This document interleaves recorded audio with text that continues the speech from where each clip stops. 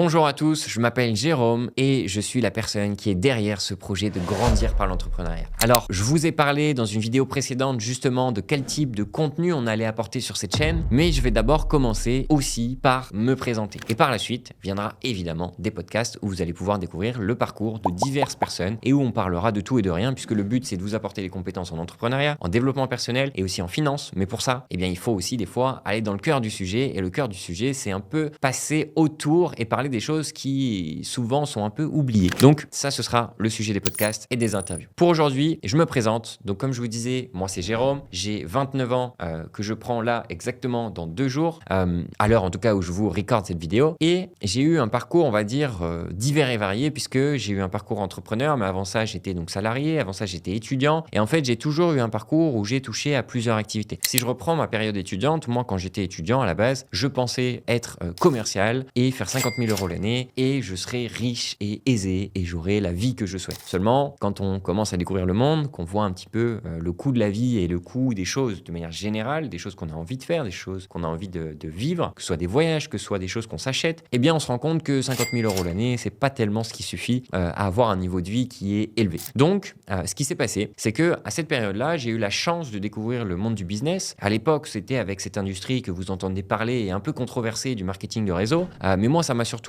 aidé sur le côté développement personnel. C'est-à-dire qu'à cette époque-là, j'étais étudiant.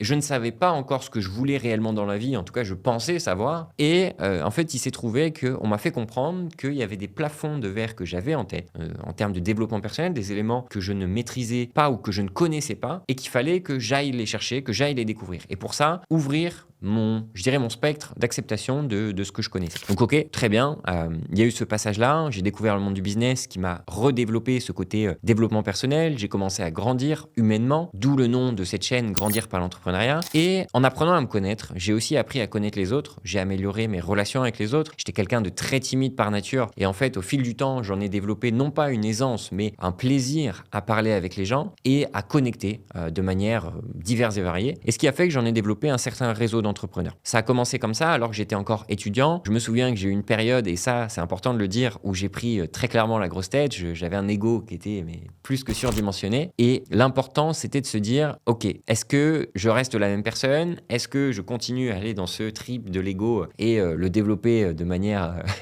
incommensurable? Non. Il a fallu que je remette les pieds sur terre, et heureusement c'est le business lui-même qui m'a remis les pieds sur terre, puisque dans certains business où j'ai pu démarrer, mettre du temps et de l'énergie, en fait ça s'est simplement cassé la gueule. Et quand on se croit, ça y est, au succès, on se croit avoir un niveau de vie qui est acquis, gagné, ou peu importe la formulation qu'on lui donne, en fait on se rend très vite compte que quand on revient tout en bas, rien n'est acquis et il faut constamment travailler pour aller chercher ce qu'on veut. Donc ça a été mes débuts. Donc à côté de mes études, j'ai fait 2 fois une reprise d'études après mon diplôme de DUT technique de commercialisation, où je souhaitais continuer à développer mes compétences, par exemple dans le e-commerce et le digital marketing, puisque ma première marque personnelle, donc ma première entreprise personnelle qui s'appelle Bresslife, qui s'appelait Bresslife, puisque je ne l'ai jamais continué en réalité, puisque j'avais pas les compétences, était une marque de e-commerce. Cette marque-là, en fait, je pensais que j'allais tout réussir, tout faire bien. Alors l'idée était bonne, la vision était bonne, les intentions étaient bonnes, l'exécution était dégueulasse.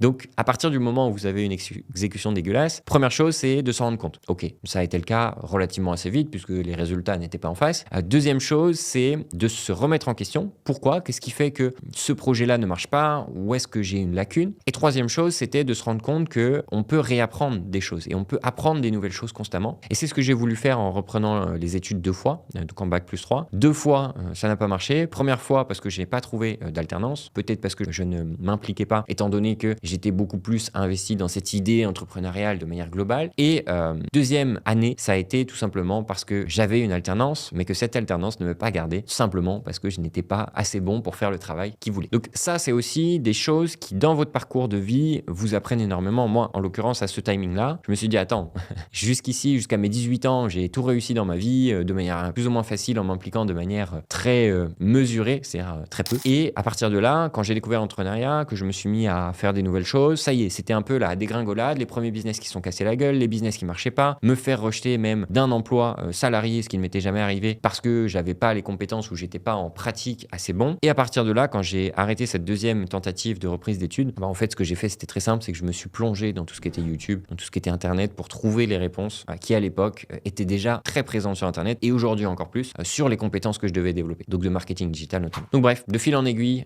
ça a continué. Je me suis toujours, à côté d'un travail salarié, engagé à continuer à développer mes activités entrepreneuriales de manière plus ou moins réussie. J'ai eu un parcours aussi dans le côté associatif où avec diverses personnes de la ville d'où j'étais, on a développé donc du coup une association événementielle qui regroupait tous les acteurs du territoire. Donc ça a été aussi pour moi un très bon moyen de développer encore plus mes compétences de networking, de manière de, comment dire, de créer de la relation avec les autres et surtout de tirer parti de ça. Parce qu'à l'époque, c'était une association. Donc quand tu n'as rien à vendre et que tu veux, entre guillemets, reprendre ce parcours entrepreneurial, quel est le process que tu as pour en arriver là? Donc ça a été des questions que je me suis aussi posées. Rassurez-vous, aujourd'hui, je parle de beaucoup de choses, beaucoup d'éléments. On aura l'occasion de revenir sur plusieurs vidéos sur bien des éléments suite à des échanges, des interviews qu'on aura avec d'autres personnes. Là, l'idée, c'est de vous faire un brief rapide. Donc voilà. Donc, ok, cette association, comment en tirer parti? Réponse, en fait, tous les acteurs du territoire qui participaient à nos événements, ils avaient un besoin commun, c'était d'être visible. Et étant donné qu'être visible, c'est de la communication et du marketing, en fait, j'en ai créé à cette époque-là ma première agence de communication et marketing, donc justement avec mon associé Dodi. Donc, je remercie énormément Dodi puisqu'on a eu ce début de parcours entrepreneurial. Alors, lui était déjà freelance depuis presque 10 ans,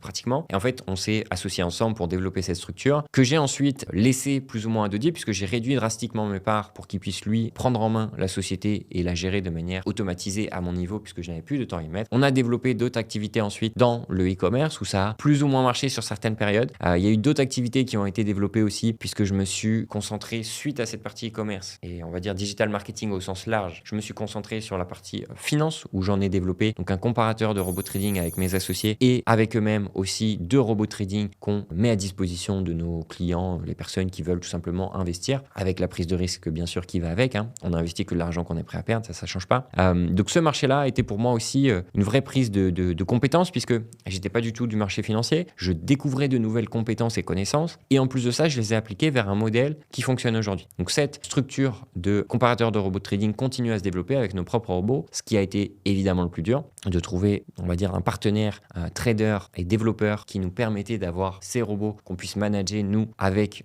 nos clients. Et indépendamment de ça, comme vous le savez, là ici, peut-être, on est dans un studio podcast. C'est le dernier projet sur lequel je me suis impliqué puisque avec des personnes de Lisbonne, puisque c'est à Lisbonne qu'on l'a ouvert, eh bien, on a choisi de s'associer pour lancer un projet fun où on allait pouvoir rigoler, où on allait pouvoir aussi créer le contenu qui nous était utile pour nous, comme ce que je fais aujourd'hui. Donc voilà, donc ça c'est un projet physique. Tous les autres sont de manière digitale avec des équipes que je gère qui sont de manière en fait totalement remote, donc c'est-à-dire en télétravail et qui travaillent d'où ils veulent dans le monde. On n'a aucune contrainte nous pour nos équipes à ce niveau-là. Par contre, ici là on est vraiment sur une structure qui est physique avec la chance d'avoir Will qui est notre managing director directement au niveau opérationnel sur la structure et développement. Donc voilà, c'est un nouveau projet, une nouvelle aventure et l'avantage de cette aventure c'est qu'elle me permet aujourd'hui de vous partager ce type de contenu où évidemment j'ai mon parcours mais je vais aller surtout chercher les parcours des autres pour pouvoir vous apporter d'autant plus de compétences, de connaissances et de retours d'expérience sur le marché. Voilà pour cette vidéo, j'ai fait extrêmement court pour mon histoire. J'espère que vous en avez tiré parti de certains éléments que j'ai pu vous partager. J'espère que ces certains éléments vous apportent de la valeur. S'il y a d'autres éléments où vous avez des questions, surtout posez-les en commentaire. S'il y a des éléments que vous n'avez pas compris, posez-les en commentaire. Si il y a un contenu qui vous plaît, mettez-le en commentaire. Et s'il y a un contenu qui ne vous plaît pas, mettez-le en commentaire. Vous avez compris, l'idée c'est d'échanger, c'est de rester en connexion. Donc je compte sur vous, l'équipe, on se dit à très vite. Lâchez un like, abonnez-vous et à très bientôt.